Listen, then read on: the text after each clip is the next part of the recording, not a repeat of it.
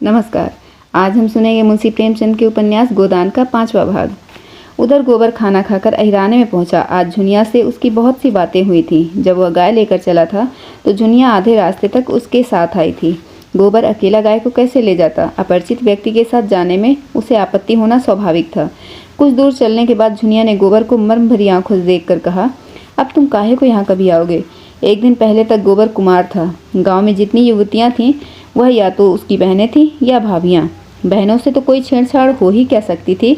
भाभियाँ अलबत्ता कभी कभी उससे ठिठोली किया करती थीं, लेकिन वह केवल सरल विनोद होता था।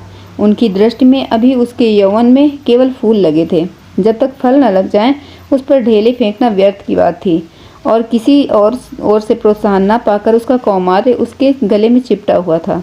झुनिया का वंचित मन, जिसे भाभियों के व्यंग और हास विलास ने और भी लोलुप बना दिया था, उसके कौमार्य पर ही ललचा गया और उस कुमार में भी पत्ता खड़कते ही किसी सोए हुए शिकारी जानवर की तरह यौवन जाग उठा। गोबर ने आवरणहीन रसिकता के साथ कहा, अगर भिक्षुक को भीख मिलने की आशा हो तो वह दिन भर और रात भर दाता के द्वार पर ही खड़ा रहे। झुनिया ने कटाक्ष करके कहा, तो यह कहो कि तुम भी मतलब के यार हो। गोबर की धमनियों का रक्त प्रवाह प्रबल हो उठा।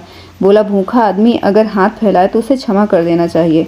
झुनिया और गहरे पानी में उतरी। भिक्षुक जब तक 10 द्वारे ना जाए उसका पेट कैसे भरेगा? मैं ऐसे भिक्षुक को मुंह नहीं लगाती।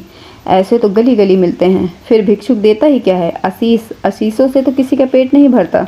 मंद बुद्धि गोबर झुनिया का आशय ना समझ सका। झुनिया छोटी सी थी, तभी से ग्राहकों के घर पे दूध लेकर जाया करती थी। ससुराल में उसे ग्राहकों के घर में दूध पहुंचाना पड़ता था। आजकल भी दही बेचने का भार उसी पर था। उसे तरह तरह के मनुष्यों से साबिका पड़ चुका था। 2-4 रुपए उसके हाथ लग जाते थे। घड़ी भर के लिए मनोरंजन भी हो जाता था, मगर यह आनंद जैसे मंगनी की चीज़ हो। उसमें टिकाव न था, समर्पण न था, अधिकार न था। वह ऐसे प्रेम चाहती थी जिसके लिए वह जिए और मरे, जिस पर वह अपने आप को समर्पित कर दे। वह केवल जुगनू की चमक नहीं, दीपक का स्थायी प्रकाश चाहती थी। वह एक गृहस्थ की बालिका थी, जिसके गृहिणित्व को रसिकों की लगावट बाजियों ने कुचल नहीं पाया था। गोबर ने कामना से उद्दीप्त मुख से कहा, भिक्षुक को एक ही द्वार पर भरपेट मिल जाए तो क्यों द्वार द्वार घूमे? झुनिया ने सदैव भाव से उसकी ओर ताका। कितना भोला है, कुछ समझता ही नहीं। भिक्षुक को एक ही द्वार पर भरपेट कहाँ मिलता है? उसे तो चुटकी की ही मिलेगी। सर्वस्व तो तभी पाओगे जब अपना सर्वस्व दोगे। मेरे पास क्या है झुनिया? तुम्हारे पास कुछ नहीं है। मैं तो समझती हूँ मेरे लिए तुम्हारे पास जो कुछ है वह बड़े बड़े लखपतियों के पास नहीं है। तुम मुझसे भीख ना मांगकर मुझे मोल ले सकते हो। गोबर उसे चकित नेत्रों से देखने लगा। झुनिया ने फिर कहा, और जानते हो दाम क्या देना होगा? मेरा होकर रहना पड़ेगा। फिर किसी के सामने हाथ फैलाए देखूंगी तो घर से निकाल दूंगी। गोबर को जैसे अंधेरे में टटोलते हुए इच्छित वस्तु मिल गई थी। एक भय मिश्रित आनंद से उसका रोम रोम पुलकित हो उठा। लेकिन यह कैसे हो? झुनिया को रख लें तो रखेली को लेकर घर में रहेगा कैसे? बिरादरी का झंझट जो है, सारा गांव काँव काँव करने लगेगा। सभी दुश्मन हो जाएंगे। अम्मा तो इसे घर में न घुसने देंगी। लेकिन जब स्त्री होकर यह नहीं डरती तो पुरुष होकर यह क्यों डरे? बहुत होगा, लोग उसे अलग कर देंगे, वह अलग ही रहेगा। झुनिया जैसी औरत गांव में दूसरी कौन है? कितनी समझदारी की बातें करती है। क्या जानती ही नहीं कि मैं उसके योग्य नहीं हूँ? फिर भी मुझसे प्रेम करती है, मेरी होने को राजी है। गांव वाले निकाल देंगे तो क्या संसार में दूसरा गांव ही नहीं है? और गांव क्यों छोड़े माता दीन ने चमारिन बैठा ली तो किसी ने क्या कर लिया? दाता दीन दांत काट काट कर रह गए। माता दीन ने इतना जरूर किया कि अपना धर्म बचा लिया। अब भी बिना स्नान पूजा किए मुंह में पानी नहीं डालते। दोनों जून अपना भोजन आप पकाते हैं, और अब तो अलग भोजन नहीं पकाते। दाता दीन और वह साथ बैठकर खाते हैं। झिंगुर सिंह ने बामनी रख ली, उनका किसी ने क्या कर लिया? उनका जितना आदर मान तब था उतना आज भी है, बल्कि और बढ़ गया। पहले नौकरी खोजते फिरते थे, अब उसके रुपए से महाजन बन बैठे हैं। ठकुराई का रोब तो था ही, महाजनी का रोब भी जम गया। मगर फिर ख्याल आया, कहीं झुनिया दिल लगी न कर रही हो। पहले इसकी ओर से निश्चित हो जाना आवश्यक है। उसने पूछा, मन से कहती हो झूना कि खाली लालच दे रही हो? मैं तो तुम्हारा हो चुका, लेकिन तुम भी हो जाओ मेरी। तुम मेरे हो चुके कैसे जानूं? तुम जान भी चाहो तो दे दूं। जान देने का अर्थ समझते हो? तुम समझा दो ना। जान देने का अर्थ है साथ रहकर निवाह करना, एक बार हाथ पकड़कर उम्र भर निवाह करते रहना, चाहे दुनिया कुछ भी कहे, चाहे माँ बाप भाई बंद घर द्वार सब कुछ छोड़ना पड़े। मुंह से जान देने वाले बहुत देख चुकी हूँ। भंवरों की भांति फूल का रस लेकर उड़ जाते हैं। तुम भी वैसे ही न उड़ जाओ। गोबर के एक हाथ में गाय की पगैया थी, दूसरे हाथ से उसने झुनिया का हाथ पकड़ लिया, जैसे बिजली के तार पर हाथ गया हो। सारी देह यौवन इसके पहले स्पर्श से कांप उठी। कितनी मुलायम, गुदगुदी, कोमल कलाई। झुनिया ने उसका हाथ हटाया नहीं, मानो इस स्पर्श का उसके लिए कोई महत्व ही न हो। फिर एक क्षण के बाद गंभीर भाव से बोली, आज तुमने मेरा हाथ पकड़ा है, याद रखना। खूब याद रखूंगा झूना, और मरते दम तक निभाऊंगा। झुनिया अविश्वास भरी मुस्कान से बोली, इसी तरह तो सब कहते हैं गोबर, बल्कि इससे भी मीठे चिकने शब्दों में। अगर मन में कपट हो मुझे बता दो, पहले ही सचेत हो जाऊं। ऐसे को मन नहीं देती, उनसे तो खाली हंस बोल लेने का नाता रखती हूँ। बरसों से दूध लेकर बाजार जाया करती हूँ। एक से एक बाबू, महाजन, ठाकुर, वकील, अमले, अफसर अपना रसियापन दिखाकर मुझे फंसा लेना चाहते हैं। कोई छाती पर हाथ रखकर कहता है कि झुनिया तरसा मत। कोई मुझे रसीली नसीली चितवन से घूरता है, मानो मारे प्रेम के बेहोश हो गया है। कोई रुपया दिखाता है, कोई गहने। सब मेरी गुलामी करने को तैयार रहते हैं, उम्र भर, बल्कि उस जन्म में भी। लेकिन मैं उन सब की उन्नस पहचानती हूँ। सबके सब भंवरे रस लेकर उड़ जाने वाले हैं। मैं भी उन्हें तलवाती हूँ, तिरछी नज़रों से देखती हूँ, मुस्कुराती हूँ। यह गई बनाते हैं, मैं उन्हें उल्लू बनाती हूँ। मैं मर जाऊँ तो उनकी आंखों में आंसू ना आएंगे। वह मर जाएं तो मैं कहूँगी अच्छा हुआ निगोड़ा मर गया। मैं तो जिसकी हो जाऊँगी उसकी जन्म भर के लिए हो जाऊँगी। सुख में, दुख में, संपत में, विपत में उसके साथ रहूँगी। हरजाई नहीं हूँ कि सबसे हंसती बोलती फिरूँ। ना रुपए की भूखी हूँ, ना गहने कपड़े की। बस भले आदमी का संग चाहती हूँ, जो मुझे अपना समझे और जिसे मैं भी अपना समझूँ। एक पंडित जी बहुत तिलक मुद्रा लगाते हैं, आध सेर दूध लेते हैं। एक दिन उनकी घरवाली कहीं नेवते में गई थी, मुझे क्या मालूम, और दिनों की तरह दूध लिए भीतर चली गई। वहाँ पुकारती हूँ, बहू जी, कोई बोलता ही नहीं। इतने में देखती हूँ तो बाहर के किवाड़ क्यों बंद किए चले आ रहे हैं। मैं समझ गई इनकी नीयत खराब है। मैंने डांट कर पूछा, तुमने किवाड़ क्यों बंद कर लिए? क्या बहू जी कहीं गई हैं? घर में सन्नाटा क्यों है? उसने कहा, वह एक नेवते में गई हैं। और मेरी ओर 2 पग और बढ़ाया। मैंने कहा, तुम्हें दूध लेना हो तो ले लो, नहीं तो मैं जाती हूँ। बोला, आज तो तुम यहाँ से न जाने पाओगी झूनी रानी। रोज़ रोज़ कलेजे पर छुरी चलाकर भाग जाती हो, आज मेरे हाथ से न बचोगी। तुमसे सच कहती हूँ गोबर। मेरे रोए खड़े हो गए। गोबर आवेश में बोला, मैं बच्चा को देख पाऊँ तो खोद कर ज़मीन पर गाड़ दूँ, खून चूस लूँ। तुम मुझे दिखा तो देना। सुनो तो, ऐसों का मुँह तोड़ने के लिए मैं ही काफ़ी हूँ। मेरी छाती धक धक करने लगी। यह कुछ बदमाशी कर न बैठे तो क्या करूँगी? कोई चिल्लाना भी तो न सुनेगा। लेकिन मन में यह निश्चय कर लिया था कि मेरी देह छुई तो दूध की भरी हांडी उसके मुंह पर पटक दूंगी। बला से 4-5 सेर दूध जाएगा, बच्चा को याद तो हो जाएगा। कलेजा मजबूत करके बोली, इस फेर में न रहना पंडित जी, मैं अहिर की लड़की हूँ, मूछ का एक एक बाल नुचवा लूँगी। यही लिखा है तुम्हारे पोथी पत्र में कि दूसरों की बहू बेटी को अपने घर में बंद करके बेइज्जत करो, इसीलिए तिलक मुद्रा का जाल बिछाए बैठे हो। लगा हाथ जोड़ने, पैरों पड़ने। एक प्रेमी का मन रख दोगी तो तुम्हारा क्या बिगड़ जाएगा? झूना रानी, कभी कभी गरीबों पर भी दया कर दिया करो, नहीं भगवान पूछेंगे कि मैंने तुम्हें इतना रूप धन दिया था, तुमने उससे एक ब्राह्मण को उपकार भी नहीं किया, तो क्या जवाब दोगी? बोले, मैं विप्र हूँ, रुपए पैसे का दान तो रोज भी ही पाता हूँ, आज रूप का दान दे दो। मैंने यूं ही उनका मन परखने के लिए कह दिया, मैं 50 रुपए लूँगी। सच कहती हूँ गोबर। तुरंत कोठरी में गया और 10-10 के 5 नोट निकाल कर मेरे हाथों में देने लगा। और जब मैंने नोट जमीन पर गिरा दिए और द्वार की ओर चली तो उसने मेरा हाथ पकड़ लिया। मैं तो पहले से ही तैयार थी। हांडी उसके मुंह पर दे मारी। सिर से पांव तक सराबोर हो गया, चोट भी खूब लगी। सिर पकड़कर बैठ गया और लगा हाय हाय करने। मैंने देखा अब यह कुछ कर नहीं सकता तो पीठ पर 2 लातें और जमा दी और किवाड़ खोलकर भागी। गोबर ठट्ठा मारकर हंसा और बोला, बहुत अच्छा किया तुमने, दूध से नहा गया होगा तिलक, मुद्रा भी धुल गई होगी, मूछें भी क्यों नहीं उखाड़ ली। दूसरे दिन मैं फिर उसके घर गई। उसकी घरवाली आ गई थी।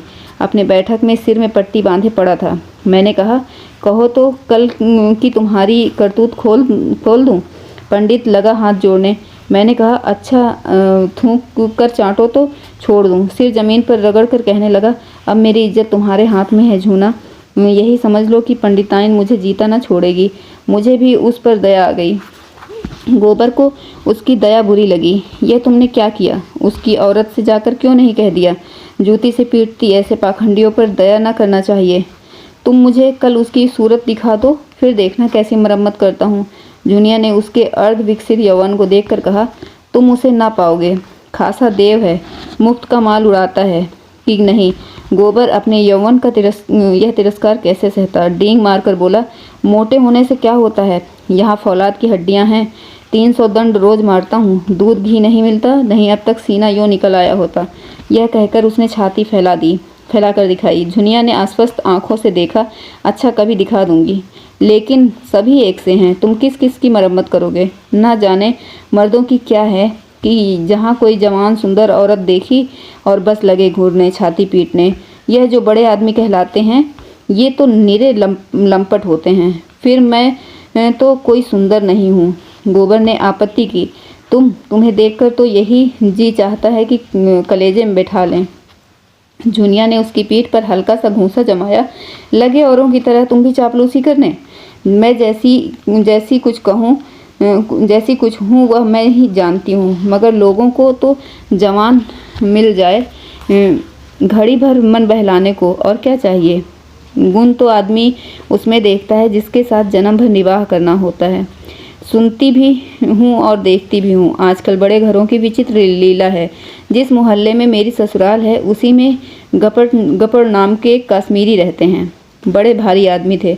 उनके यहाँ 5 सेर दूध लगता था। उनकी 3 लड़कियाँ थीं, कोई 20-25 साल की रही होंगी। एक से एक सुंदर। तीनों बड़े कॉलेज में पढ़ने जाती थीं। एक शायद कॉलेज में पढ़ाती भी थी। 300 का महीना पाती थी। सितार वह सब बजावें, हारमोनिया वह सब बजावें, नाचें वह गावें वह, लेकिन ब्याह कोई न करती थी। राम जाने वह किसी मर्द को पसंद नहीं करती थी कि मर्द उनको नहीं पसंद करते थे। एक बार मैंने बड़ी बीबी से पूछा तो हंसकर बोली, हम लोग यह रोग नहीं पालते, मगर भीतर ही भीतर खूब गुलछर्रे उड़ाती थी। जब देखूं तो 2-4 लौंडे उनको घेरे हुए थे, और जो सबसे बड़ी थी वह तो कोट पतलून पहनकर घोड़े पर सवार होकर मर्दों के साथ सैर करने के लिए जाती थी।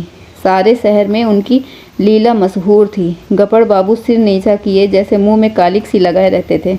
लड़कियों को डांटते थे, समझाते थे, पर सब की सब खुल्लम खुल्ला कहती थी, तुमको हमारे बीच में बोलने का कुछ मजाल नहीं है। हम अपने मन की रानी हैं, जो हमारी इच्छा होगी वह करेंगे। बेचारे बाप जवान जवान लड़कियों से क्या बोलें। मारने बांधने से रहा, डांटने डपटने से रहा, लेकिन भाई बड़े आदमियों की बात कौन चलाए। वह तो जो कुछ करें सब ठीक है। उन्हें तो बिरादरी और पंचायत का भी डर नहीं। मेरी समझ तो यही नहीं आता कि किसी का रोज रोज मन कैसे बदल जाता है। क्या आदमी गाय बकरी से भी गया बीता हो गया है? लेकिन किसी को बुरा नहीं कहती भाई। मन को जैसा बनाओ वैसा बनता है। ऐसों का भी देखती हूँ जिन्हें रोज रोज की दाल रोटी के बाद कभी कभी मुंह का स्वाद बदलने के लिए हलवा पूड़ी भी चाहिए, और ऐसों को भी देखती हूँ जिन्हें घर की रोटी दाल देखकर ज्वर आता है। कुछ बेचारियाँ ऐसी भी हैं जो अपनी रोटी दाल में मगन रहती हैं, हलवा पूड़ी से उन्हें कोई मतलब नहीं।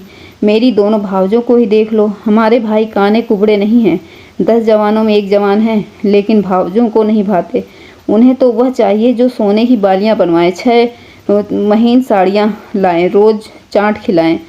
बालियाँ और मिठाइयाँ मुझे भी कम अच्छी नहीं लगती, लेकिन जो कहो कि इसके लिए अपनी लाज बेचती फिरूं, तो भगवान इससे बचाए। एक के साथ मोटा झोटा खा पहनकर उम्र काट देना, बस अपना तो यही राग है। बहुत करके तो मर्द ही औरत को बिगाड़ते हैं। जब मर्द इधर उधर ताक झांक करेगा तो औरत भी आंख लड़ाएगी। मर्द दूसरी औरतों के पीछे दौड़ेगा तो औरत भी जरूर मर्दों के पीछे दौड़ेगी। मर्द का हरजाईपन औरत को भी उतना ही बुरा लगता है जितना औरत को मर्द का। यही समझ लो, मैंने तो अपने आदमी से साफ साफ कह दिया था, अगर तुम इधर उधर लपके तो मेरी भी जो इच्छा होगी वही करूँगी। यह चाहो कि तुम अपने मन की करो और औरत को मार के डर से अपने काबू में रखो तो यह नहीं होगा। तुम खुले खजाने करते हो, वह छिपकर करेगी। तुम उसे जलाकर सुखी नहीं रह सकते। गोबर के लिए यह एक नई दुनिया की बातें थीं। तन्मय होकर सुन रहा था। कभी कभी तो आप उसके पांव रुक जाते थे, फिर सचेत होकर चलने लगता। झुनिया ने पहले अपने रूप से मोहित किया, आज उसने अपने ज्ञान और अनुभव से भरी बातें और अपने सतीत्व का बखान से मुग्ध कर दिया था। ऐसी रूप, गुण, ज्ञान और आगरी उसे मिल जाए तो धन्य भाग। फिर वह क्यों पंचायत और बिरादरी से डरे।